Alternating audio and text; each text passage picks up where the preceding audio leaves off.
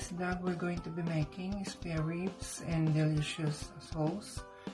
So yan, before we'll start, I would like to thanks to all who greeted my mom's on her birthday. Okay, thank you guys. Tara mag-start na tayo. So yan, gagamit tayo ng baby back ribs. This is beef. Sorry guys, for those who do not eat beef, you can use pork or chicken. Yan, this is half kilo. So next, gagawin natin yung pang-marinate natin. So next, gagamit tayo ng Sprite. So yung gagamit tayo ng 2 tablespoons of Sprite. Gagamit tayo ng lemon juice or calamansi juice. Ayan, 1 tablespoon.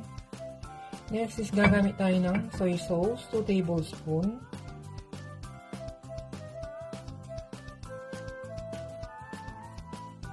Next is gagamit tayo ng 2 tablespoons of brown sugar. Next is gagamit tayo ng half teaspoon of salt and pepper. Then gagamit tayo ng half teaspoon of thyme. Gagamit din tayo ng half teaspoon of garlic powder.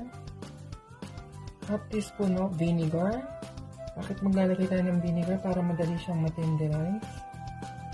Next, gagamit tayo ng tomato ketchup, 2 tablespoons. So, yan, i-mix lang natin ng maayos ito.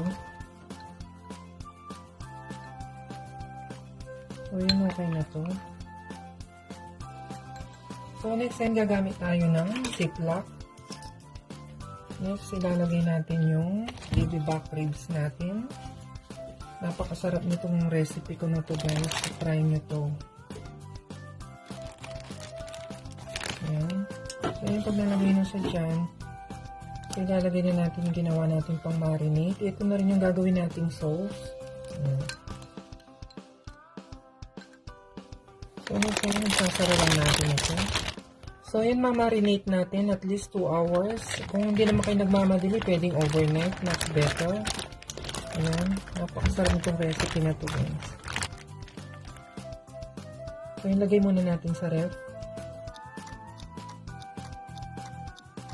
So, yun yung minarinate natin.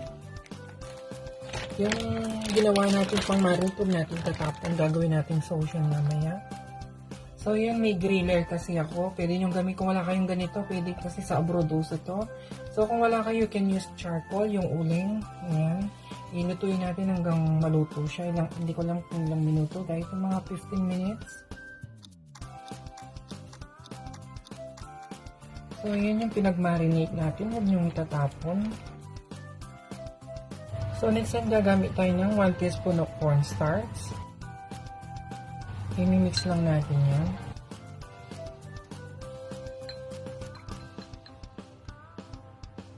So, hindi pa natin sa cooking pan. So, yan, lutuin natin. Medium heat lang tayo.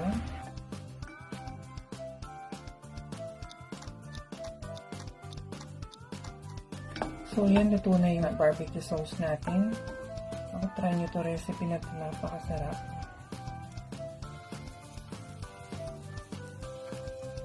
Napakasarap nito. I-try nyo to.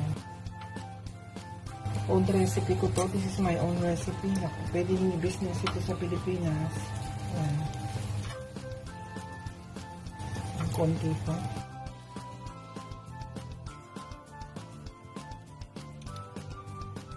So, ayan, luto na yung barbecue spare ribs natin. Ito rin yung sauce na ginawa natin. Napakasarap nito. I-try nyo. So, ayan yung spare ribs din natin. Ayan.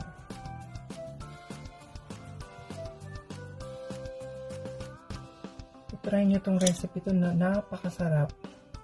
So yun guys, if you like my vlog today, if you're new to my channel, don't forget to like and subscribe and click the notification bell para updated ka sa mga vlogs ko. So yun guys, sana nag-enjoy kayo. Thank you for watching. Bye bye!